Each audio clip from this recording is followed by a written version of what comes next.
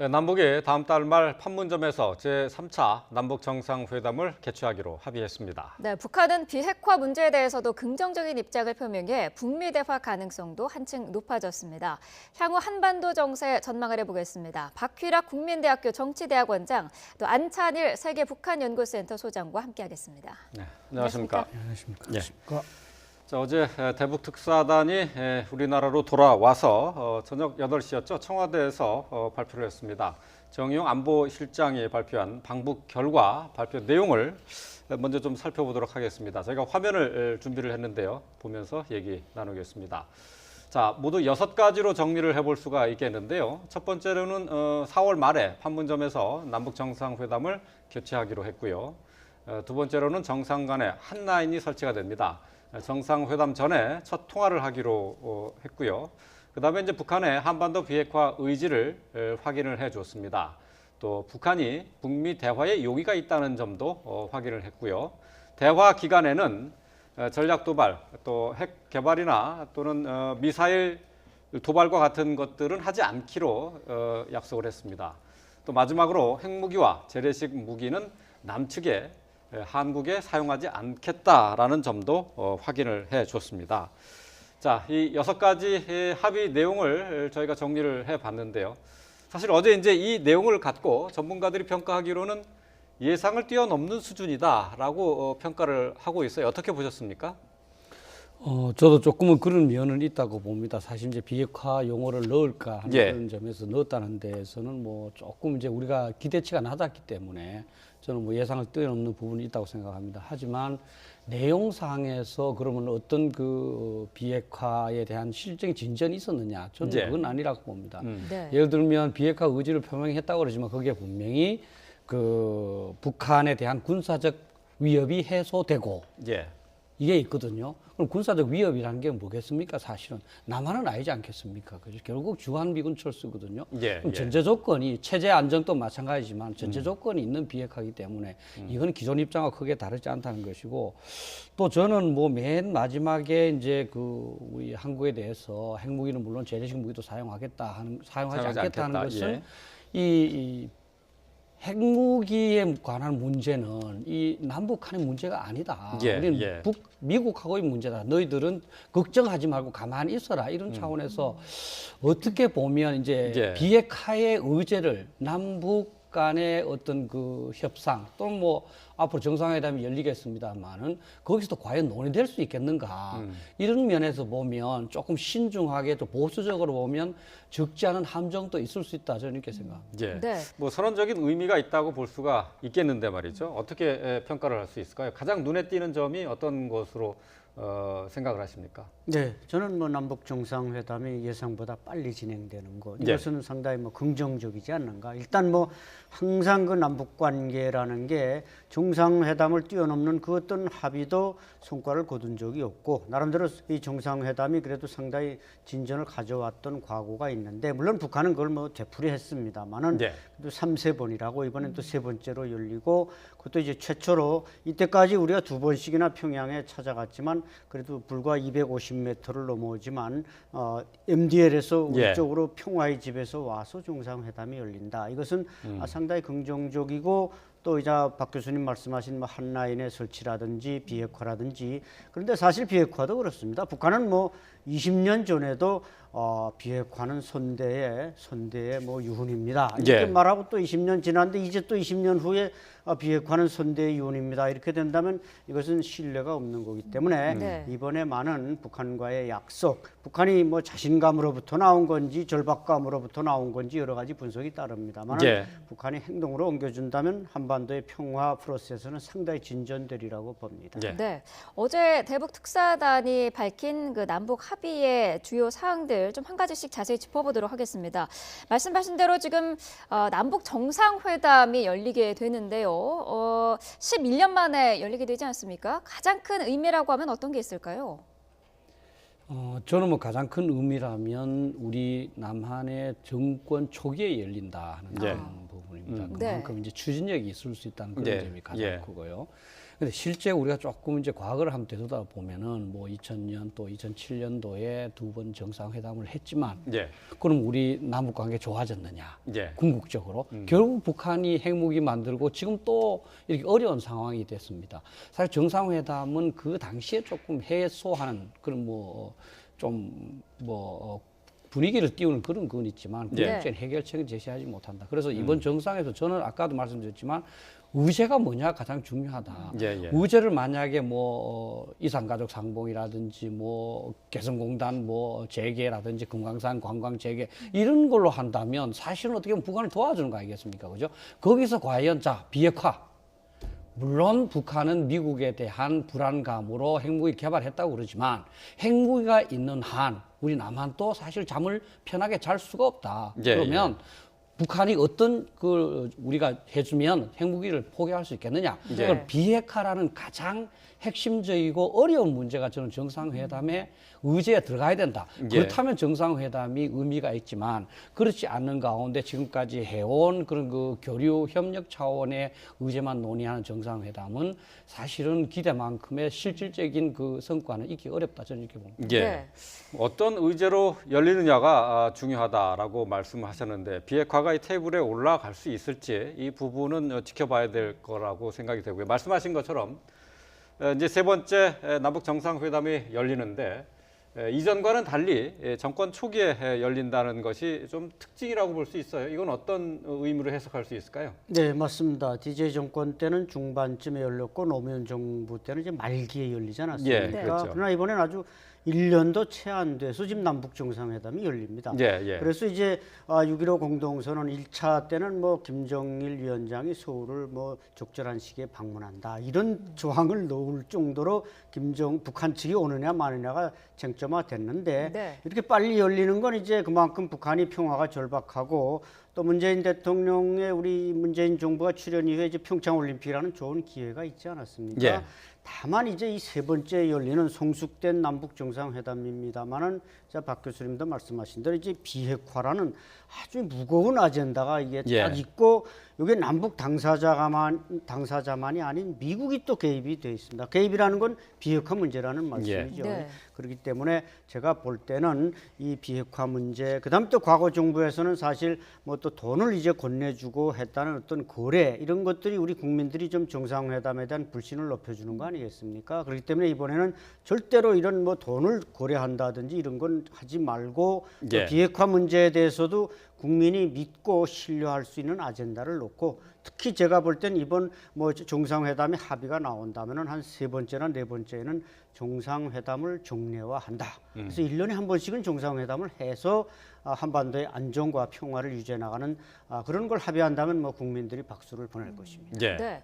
앞서 그 두 차례의 정상회담은 북한에서 이루어졌습니다. 평양에서 이루어졌는데 이번에는 장소가 또 평화의 집입니다. 판문점 남측 구역이라는 점에서 북한의 최고 지도자가 우리 남측으로 넘어오는 거는 또 역사상 처음 있는 일이다라는 것에 의미를 또 부여할 수 있을까요? 저는 뭐 거기에 의미를 부여하고 싶지는 않습니다. 예, 사실은 지금 우리 국민들께서 뭐 좀 뭐 듣기 싫지만 들으셔야 될 부분이 지금까지 우리도 마찬가지입니다만은 북한은 남한하고 대등하게 생각하지를 않습니다.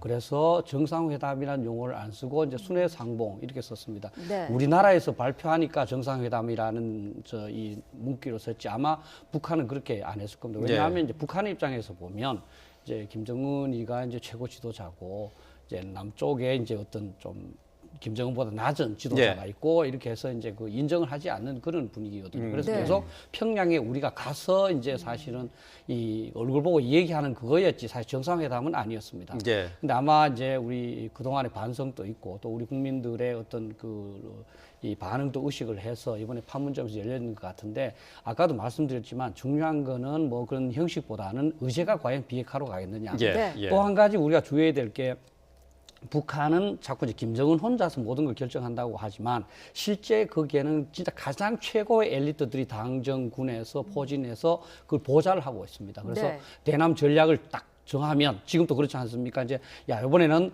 뭐 통남 복미하자. 예. 그 방향으로 계속 가는 거거든요. 그래서 저도 이번에 이렇게 보면 굉장히 연출된 게 많습니다. 그래서 예를 들어서 이제 뭐 빨리 만난다든지 장시간 한다든지 그래서 이 통 큰 모습 노동신문에 그 사진 난 거 보시면 김정은 앞에 딱 이렇게 좀 크게 예. 이게 여러 가지가 굉장히 연출돼 있습니다. 그래서 이제는 정상회담을 그냥 참 우리 민족끼리 이 모든 문제 허심탄회하게 하자 이런 거보다도 이제는 그 엘리트들이 우리나라의 엘리트들이 이 정상회담의 의제 그다음에 상대방의 반응 그래서 어떤 비핵화에 대한 실질적인 그 성과를 어떻게 이 끌어낼 것인가 하는 데 대한 고도의 그 계산과 준비가 저는 있어야 된다 이렇게 봅니다. 예. 네. 남북 정상회담 4월 말로 예정이 되어 있습니다만은 이 정상회담 준비를 철저히 우리 예. 측에서도 해야 된다라고 말씀을 해주셨는데요. 어쨌든 김정은이 정상회담에 나설 수 있는 배경이 과연 어디에 있느냐. 사실 정상회담이 좀 상당히 지연될 것이다라는 예측을 많이 해왔었는데요. 이렇게 빨리 성사된 배경은 어디서 찾을 수 있을까요? 뭐 당면하게는 이제 북한이 그만큼 절박했다. 지금 국제사회의 제재, 미국의 제재가 비핵화 문제로 둘러싼 제재가 북한을 상당히 압박하고 있고 지금 국경이나 이런 데서 들려오는 소문에 의하면 소식통에 의하면 북한 군인들이 하루밖에 급식을 못 시킨다는 겁니다. 예. 이것은 이제 중국의 무연탄, 철광석 이런 걸 수출하는 게 다 인민 무력성, 군부대의 그 외화벌이 수단이고 그걸로 군인들을 먹여 살렸는데 지금 오늘 아침 새벽에도 통화해 보니까 상당히 식량 사정이 절박하다. 이런 당면성이 있고 좀 더 크게 보면은 과거 김일성은 군부와 동반자 관계로 권력을 유지했고 김정일은 사실 군부의 어떻게 보면 포위돼서 정권을 유지해 왔습니다. 근데 김정은은 어떻게 보면 집권한 이후에 선군 정치를 뒤로 미루면서 선당 정치를 하다 보니까 군부를 장악한 것은 또 사실입니다. 따라서 과거 뭐 김정일처럼 정상회담 하는데 군부를 설득할 필요도 없고 그때 우리 김대중 대통령이나 노무현 대통령이 나타났을 때 북한의 정상회담 할 때 얼마나 군인들이 권총을 차고 주의를 배회합니까? 물론 그것이 호의고 경호겠습니다만 이번 김정은 위원장이 뭐 진달래관에서 뭐 파티를 하는데 군인은 단 한 명도 보이지 않고 권총 찬 사람도 보이지 않습니다. 물론 뭐 뒤에 다 있겠습니다만 이런 걸 볼 때 김정은은 나름대로 뭔가 정면 돌파를 시도하면서 군부를 설득할 필요 없이 자기 주도적으로 할 수 있었다. 이런 점이 아마 남북 정상회담을 좀 촉진시킨 요인이라고 본 적이 됩니다. 그렇다면 이제 예상을 뛰어넘는 합의 결과는 결국 북한의 절박함을 반영한 것이다.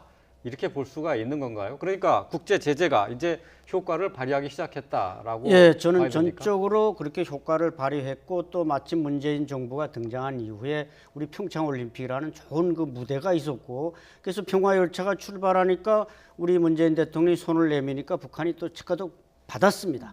그러나 이게 타는 건 또 우리가 올려 태울 수 있지만 제멋대로 뛰어내리는 건 또 말릴 수가 없는 겁니다. 그 점만 잘 대비하면 될 것 같습니다. 네. 이번에 또 남북이 정상 간의 한 라인도 설치를 하기로 합의를 했는데 이거는 어떤 의미가 있을까요?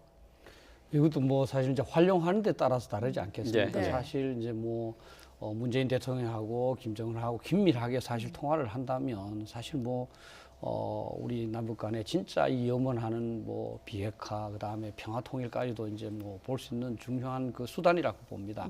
또 이런 점에서 저는 뭐 문재인 대통령이 그런 저 사람하고 이렇게 잘 친해지는 그런 건 있는 것 같아요. 그런 장점을 잘 이용하면 되겠습니다. 다만 이제 국가의 정상 간에는 한 라인이 있다고 해서 사실은 뭐 수시로 전화 턱 걸고 뭐 참 식사하셨습니까? 이렇게 할 수 있는 성격은 아닙니다. 사실 밑에서 다 이렇게 준비를 하고 이래야 되는 거니까 사실 뭐 지금까지 통화 수단이 없어서 북한하고 통화 못한 건 아니죠. 자, 대북 특사단의 방북 결과를 저희가 하나씩 살펴보고 있는데요. 가장 중요한 부분은 뭐 두 분께서 말씀하셨다시피 비핵화에 관한 부분이 아닐까 싶습니다. 북한에서도 이제 공식적으로 비핵화에 관해서 협의를 할 용의가 있다라고 밝혔고요. 근데 또 이제 김정은의 이제 언급 가운데 하나가 비핵화, 한반도 비핵화는 선대 유훈이다라고 얘기를 했거든요. 근데 이 부분에 대해서는 사실 좀 해석이 엇갈릴 수가 있을 것 같아요. 여태까지는 글쎄요, 북한이 헌법에도 이제 핵과 경제 병진 노선을 명기했다시피 핵무력 국가 완성을 자랑하고 있지 않았습니까? 근데 이 비핵화가 선대 유훈이었다. 이게 앞뒤가 좀 맞지 않는 것 같은데 말이죠. 그러니까 이제 우리는 뭐 비핵화 하면은 북한의 비핵화를 얘기하지만 이제 북한의 비핵화는 이제 한반도 전체 아닙니까? 그렇죠? 예. 한반도 전체 우리 한국이 없지 않습니까? 그럼 결국 이제 주한 미군의 이제 비핵화고요. 그 주한 미군이 핵무기가 없다는 것이 되는 것이 아니라 결국은 미국의 핵 억지력 있지 않습니까? 네. 그 자체가 이제 없어져야 되는 결국은 이제 한미 동맹이 폐기돼야만 진정한 한반도의 비핵화가 오는 거 아니겠습니까? 왜냐하면 지금은 우리가 공격받으면 미국이 핵무기를 동원해서 사용한다는 그거기 때문에 그래서 이제 뭐 평화도 그렇고 뭐 통일도 그렇고 자유도 그렇고 다 그렇습니다만 남북이 똑같은 단어를 얘기하지만 예. 사실은 서로가 이제 다른 얘기를 하는 겁니다. 예. 그리고 여기서 저는 방송에서는 체제 안정만 보장되면 하는 부분을 계속 강조를 하던데 저는 북한에 대한 군사적 위협이 해소되고 그게 앞에 나가 있을 예. 뿐만 아니라 예. 해소되거나도 아니고 되고 나서 또 체제 안정 이런 얘기거든요. 그거는 결국 아무리 생각을 해도 주한미군 철수로 봐야 되지 않겠느냐. 그렇다면 결국 전제 조건이 갑이 없다고 볼 수는 없다. 저는 이렇게 생각합니다. 예. 네, 말씀하신 대로 그 북한의 체제 안전이 보장이 된다면 핵을 보유할 필요가 없다라는 부분과 관련해서 일단 뭐 단편적으로 듣기에는 핵을 포기할 수도 있다라는 말로도 들립니다만은 다르게 또 보자면은 미국의 그 적대 정책이 변화하지 않는 한 핵을 보유할 수밖에 없다라는 기존 입장을 그대로 그냥 풀이한 건 아니겠습니까? 맞습니다. 뭐 그저 말만 이게 문구만 바꿨을 뿐이고 뭐 그야말로 조건부 폐기라는 것은 추호도 변함이 없습니다. 네.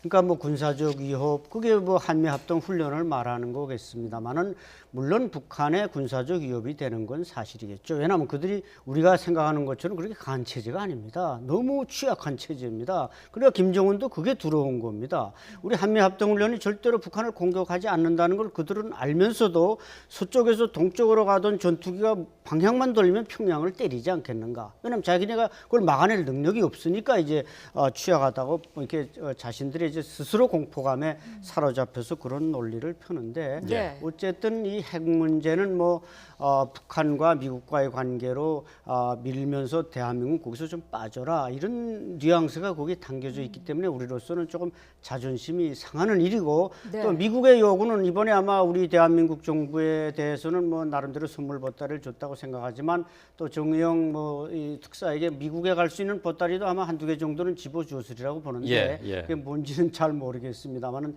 미국이 요구하는 CVIC 즉 아이디. CVID. 예, 공격 완전하고 검증 가능하며 불가역적인 예. 되돌릴 수 없는 예, 예. 이런 걸 미국은 요구하고 있는데 조금 미국이 문턱이 높은 건 사실입니다. 예. 네. 자, 이 비핵화 문제는 사실 북한의 입장도 워낙 강고하기 때문에 말이죠.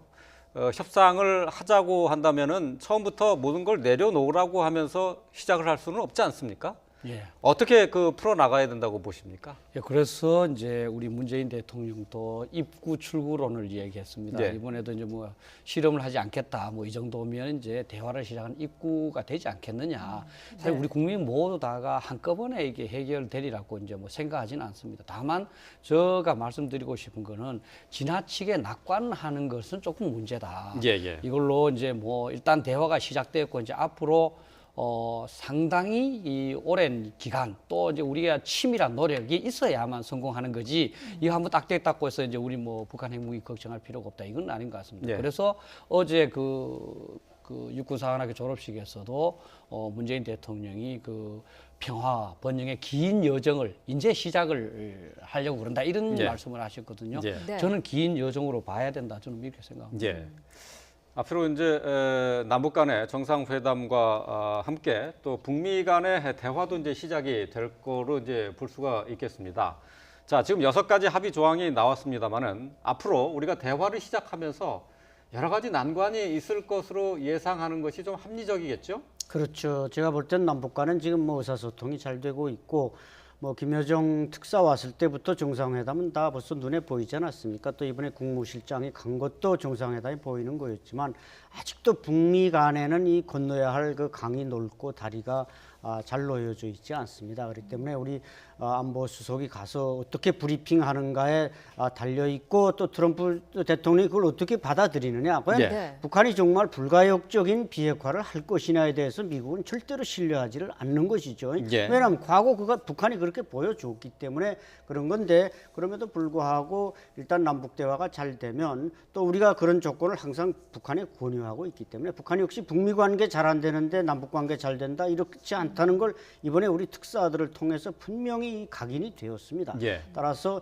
제가 볼 때 이제 우리 남북은 이미 정상회담이 약속이 됐는데 과연 북미 간에 어떤 급의 대화가 이루어지겠는가 여기에 대해서 상당히 그 귀추가 주목되고 예. 있습니다. 네, 말씀하신 대로 이제 공은 미국으로 넘어간 상황입니다. 일단 미국 백악관은 북한의 비핵화 의지를 진정성이 있다라고 판단을 한 것 같은데요.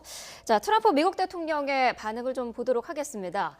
자, 남북에서 나온 발표 내용에 대해서 매우 긍정적으로 평가한다라고 밝혔고요. 아주 좋았다라는 입장을 밝혔습니다. 전 세계를 위해서 위대한 일이 될 것이지만 우리가 이 부분을 이어갈지는 두고 보자라는 언급을 했는데요. 자, 그동안 미국이 북한과의 대화에 대해서 밝힌 원칙들이 있는데요. 대화만으로는 보상할 수가 없고 또 비핵화를 목표로 한다고 명시하지 않는 대화는 할 수가 없다라고 밝히지 않았습니까? 자, 지금 이런 상황에서 남북 간에 이 정도의 합의가 나온 상황에서 탐색적인 대화 정도는 할 수 있을까요? 어떻게 보십니까?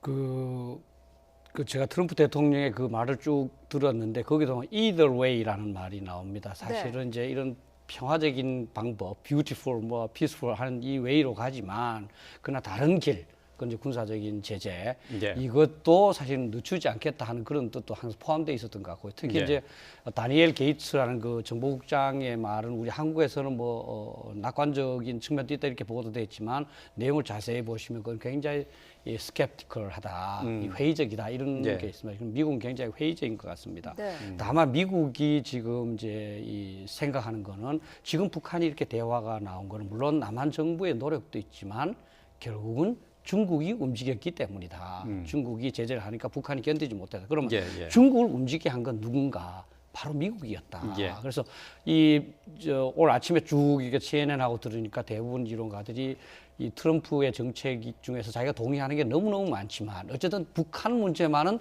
트럼프한테 좀 이제 공로를 크레딧을 좀 줘야 된다 이렇게 얘기를 하더라고요. 그 네. 얘기는 물론 현재 상황에서 지금까지 성과가 났으니까 여기서 대화하자 이런 얘기도 되지만 이게 통한다. 그래서 조금 더 제재를 지속해야 되겠다. 예. 이런 면에서 저는 쉽게 미국이 뭐 대화의 문턱을 낮추거나 그렇게 하지는 않으리라고 저는 생각합니다. 예. 네. 어제 정의용 안보실장이 방북 결과를 설명을 하면서 북한이 미국 측에 따로 제안한 것이 있다라고 얘기를 했거든요. 자, 이 내용에 대해서 글쎄요, 이제 지금까지 밝혀진 것 외에 다른 내용이 또 있을 수도 있다는 것을 암시를 한 건데 어떤 게 포함이 될 수 있을까요? 제가 볼 때는 그 제안이 다른 경로로 물론 유엔 대표부나 뭐 여기를 통해서 될 것인지 아니면 이미 전달됐는지 또 이번 정의용 실장에게 대신 보따리를 부탁했는지는 예. 모르겠습니다만 부탁했을 가능성이 높지 않겠나 이렇게 예측할 때 아마 김정은으로서는 남북 정상회담을 제안한 조건에서 미국에도 좀 뭔가 통이 크게 한번 나가보자 그래서 북미 정상회담을 제안했을 가능성이 없지 않습니다. 물론 그것은 트럼프 대통령이 뭐 그게 쉽게 받아들일 리는 만무할 것이고 뭐 모든 나라의 외교 정책은 결국 내치의 연장 아니겠습니까? 예, 예. 트럼프 정권으로서도 이때까지 압박 일변도로 나갔습니다만은 뭔가 조금은 유화 제스처를 써서 북한을 끌어들이고 그래서 이제 연말에 어떤 재평가라든지 또 다음 차기 집권이라든지 여기 이제 북한을 이용하려는 의도가 분명히 있는 건 사실이기 때문에 예. 네. 뭐 초기에 집권 초기에 말했던 김정은과의 뭐 햄버거 회담이라든지 이런 걸 다시 꺼내 들을지 아니면 나 분명히 이제 이 압박 정책을 늦추지는 않을 것입니다. 그게 지금 네. 이런 평화를 가져왔다는 건 다 명약 관화한 일이기 때문에 그건 네. 계속 압박 정책은 유지하되 뭔가 나름대로 외교적 제스처를 써서 북한을 관리하는 새로운 패러다임을 만들어낼 가능성은 충분히 있다고 봅니다. 예. 네. 이번엔 대북 특사단이 북한에 가서 이제 얘기를 듣고 온 것이 미국과 허심탄회한 대화를 할 수 있다라는 점이에요. 내일 이제 정용 실장이 이제 미국으로 가게 되는데요. 북미 대화 성사를 위해서 어쨌든 설득 작업이 필요한 지금 상황인데 미국의 반응 그리고 우리가 북한 측에 가지고 가는 어떤 대화 제의 내용 어떤 것으로 예상할 수 있을까요? 글쎄요, 뭐 북한 쪽에서 이제 미국한테 제안을 했다면 이제 ICBM 테스트를 뭐 안 하겠다라든지 이런 정도 아마 기술 개발을 많이 덜 됐을지 뭐 다 했는지 안 할지 모르겠지만 그런 정도일 것 같은데 아마 미국이 믿지는 않을 것 같습니다. 근데 여기서 한번 생각을 해봐야 될 것이 왜 우리는 언제부턴가 미국 대화만 되면 비핵화 문제가 다 해결된다고 생각이 됐는가?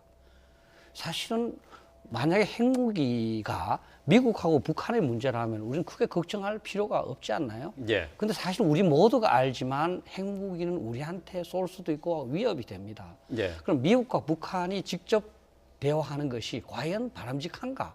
예. 예를 극단적으로 미국이 예를 들어서 양보해서 한국을 공격할 수 있는 핵무기는 가져라. 그 대신 미국 공격할 수 있는 핵무기를 가지지 마라. 이렇게 해서 우리 적대 안 하겠다. 그리고 북한이 요구하는 대로 경제 지원도 하겠다. 이렇게 해버리면 그럼 사실 우리만 사실 어려워지는 거 아니겠습니까? 그래서 우리가 꼭 미국 대화만 되면 모든 게 된다는 이런 생각 또는 미국 대화가 굉장히 중요하고 좋은 수단을 이런 생각부터 한번 가져야 된다. 네. 결국은 운전자론이라는 것은 미국과 북한이 해결하라는 게 아니지 않겠습니까? 그죠? 한반도 핵 문제를 포함한 모든 그 평화와 전쟁에 관한 부분은 우리 문재인 대통령이 컨트롤하겠다. 네. 이 컨트롤 범위 내에서 미국과 북한의 대화가 일어나야 되는 거지. 이 컨트롤하지 않는 범위 내에서 미국과 대화가 일어난다면 그거는 한반도 운전자론이 되지 않는 거 아니겠습니까? 그죠? 그래서 저는 미국과의 대화가 꼭 뭐 종료한다기보다도 우리가 여건을 만들었고 이 정도는 이 남북 여건을 통해서 여건 조성을 위해서 미국이 해줄 수 있지 않느냐. 그럼 미국이 한 거에 도움받아서 우리는 좀 더 이제 비핵화 문제를 더 이제 진전시키고 하는 조금은 그 우리가 좀 더 주도적인 그런 생각을 할 필요가 있다고 봅니다. 예. 네. 지금 이제 받는 인상이 그러니까 이제 비핵화 문제에 있어서 우리는 북한과 미국을 중재하는 역할에 그치고 예. 있는데 우리가 직접 그 안에 뛰어들어서 비핵화 문제를 적극적으로 제기해야 된다. 그런 예, 말씀이신가요? 그렇습니다. 그 제가 말씀드린 6번째 항에 북한이 뭐 핵무기는 물론 재래식 무기로도 남한을 공격하지 않겠다. 그 의도를 조금 이제 그 이 뭐랄까요 신중한 차원에서 예, 예. 한번 파헤쳐 보면 네. 북한이 핵 보유하는 거 이거 인정해라 남한은. 예. 그리고 이거 절대로 남한을 사용하기 위한 게 아니다. 예, 예. 그러니까 앞으로 핵 문제에 대해서는 나하고 얘기하지 마라 하는 이런 그런 뜻이거든요. 그럼 과연 그 말을 그대로 믿고 사실 가만히 있을 수 있느냐? 그다음 제가 그러냐? 그러면 지금 우리 전방에 있는 군인들 뭐 그렇게 열심히 경계 세울 필요가 뭐가 있느냐? 공격 안 한다고 그랬는데 예, 예. 사실은 말로 못 믿는 게 이제 그 국가 간의 관계 아니겠습니까? 예. 한 가지 제가 좀 깁니다만 하면 체인벌린이라는 사람이 히틀러하고 진짜 평화협정을 했습니다. 예. 그런데 사실은 결국 이제 이 독일이 프랑스를 공격하고 결국은 항복까지 영국이 고려했습니다. 그 예. 요즘 영화에 나오는 그 The Darkest Hour 그 영화에도 나옵니다. 예, 예. 그래서 이거는 뭐 국가 간의 문제는 말로 이렇게 믿을 수 있는 그런 관계가 아니다. 예. 네. 자, 이번 이 남북 정상회담을 비롯한 지금 앞으로 그 할 예정인 지금 긍정적으로 평가해 볼 수 있는 북미 간의 대화와 관련해서 한반도 운전자론의 효용성을 좀 입증을 해볼 수 있는 계기가 될 것이다라는 분석이 많은데 미국과의 조율도 물론 중요합니다만 이것뿐만 아니라 중국이나 일본 같은 주변국들의 어떤 입장이라든지 동의, 협조 이런 것도 상당히 중요하지 않겠습니까? 그렇죠. 이 주변 국가의 관계가 상당히 중요하고 어떻게 보면 이번 남북 정상회담을 계기로 뭐 우리가 육자회담의 부활이니 뭐 이런 주변 국가의 도움을 통해서 비핵화 이거 다 이제 물 건너가 버렸고 불필요한 것으로 다 전락돼 버렸기 때문에 뭔가 새로운 외교적 틀들을 만들어가면서 그 프레임 안에서 중국을 설득하고 또 일본 왜냐하면 이 안보 환경이 바뀔 수가 있기 때문에 물론 네. 북한이 본질적으로 변했다고 아직은 단정짓기는 어렵지만 네. 북한의 비핵화가 정말 우리와 미국의 노력으로 성사된다면 안보 환경은 본질적으로 바뀌는 것입니다. 예, 예. 이런 환경에서 북한의 개발을 위한 또 북한의 평화 노력에 동참시키기 위한 중국이나 일본의 노력은 상당히 영향력이 크다. 이것 역시 문재인 대통령이 주도적으로 이끌어 나가야 할 운전자 놀이고 네. 그 운전대를 문 대통령이 쥐고 그 옆에 뭐 김정은 위원장을 태우든 뭐 시진핑을 트럭에 적잠에 태우든 다 같이 가는 이런 거대한 틀을 만들어야 북한의 비핵화가 완성될 수 있지 그냥 단기적으로 끝나면 다시 북한은 언제든 롤백할 수 있다는 것입니다. 예. 네. 지금 어제 이제 대북 특사단이 발표한 내용이 6가지에 이르는데 이 합의 내용을 이행하는 과정에 예상치 않은 돌출 변수가 나올 가능성도 좀 예상을 해볼 수 있지 않을까 싶은데 말이죠. 앞으로 이제 이런 합의 내용이 진행되는 과정에서 어떤 어려움들을 예상할 수 있을까요? 우리의 기본 접근은 이제 뭐 이 협상론에서는 이제 그거를 연성 입장이라고 그러는데 상당히 굉장히 이제 좋은 태도로 접근을 하는 것 같습니다. 네. 북한도 지금은 좀 그렇게 나오는 것 예, 같습니다. 그런데 이제 북한이 이제 그걸 이제 반대로 강성 입장으로 나왔을 때, 예를 들어서 우리가 저 4월 정상회담에서 비핵화 문제를 좀 논의하자. 근데 안 된다. 이렇게 했을 때 어떻게 할 거냐 하는 예. 그런 문제를 좀 한번 논의해야 되고, 그것이 저는 뭐 상당히 의제 관련해서 성과나 또는 남북 정상회담 성사 여부에도 굉장히 그 영향을 미치리라 이렇게 생각을 합니다. 예. 또 이제 뭐 우리 남북한이 이렇게 대치하고 있다 보니까 이제 이 휴전선 근처 또는 뭐 서북 5개 도서 근처에 상당히 어떤 그 돌발적인 군사적인 어떤 충돌 사태가 일어날 수가 있습니다. 그때 사실은 이제 그것을 빨리 이제 좀 확대되지 않도록 뭐 지금 핫라인으로 설치됐습니다. 핫라인에서 그거는 우리가 의도한 것이 아니고 예를 들어 우발적인 거다. 뭐 이렇게 해서 이제 좀 이제 빨리 안정시키는 그런 노력도 필요할 것 같고. 네. 이제 저는 국제 정세가 저는 상당히 크다고 생각을 해요. 지금 네. 이제 이번 그 미국에서 발표한 국가안보 전략이나 그다음 국가국방 전략이나 뭐 핵대책 검토 보고서에 보면 중국과 러시아를 경쟁국, 적국이라고는 얘기 안 했습니다만 네. 상당히 이제 그 대결적인 그런 언사를 하고 있거든요. 네. 지금 또 사실 중국하고 뭐 미국이 상당히 무역 전쟁 비슷한 걸 시작하고 있고, 러시아하고도 사실은 러시아가 뭐 최근에 상당히 신형 무기 그것도 다 이제 선보이겠지 않습니까? 그럼 강대국 간에 과연 어떤 그 충돌이나 갈등 사태가 더욱더 격화됐을 때 과연 그 속에서 남북 대화가 계속될 수 있을 것인지 네. 하는 이런 부분이 조금 좀 신중해야 될 부분이 아닌가 이렇게 생각합니다. 예. 네. 자, 어제 대북 특사단이 발표한 내용들은 우리 남북한 관계 개선과 또 군사적 긴장 완화를 위해서 기대되는 점이 많은 것이 사실이긴 합니다. 하지만은 비핵화 회담을 진행하기에는 앞으로 많은 난관이 예상이 되고 있고, 낙관적인 기대만을 하기에는 주변 상황이 여의치 않은 것도 사실입니다. 자, 관련된 내용들을 함께 전문가와 함께 짚어봤습니다. 박휘락 국민대학교 정치대학원장, 안찬일 세계북한연구센터 소장과 함께 했습니다. 고맙습니다. 고맙습니다.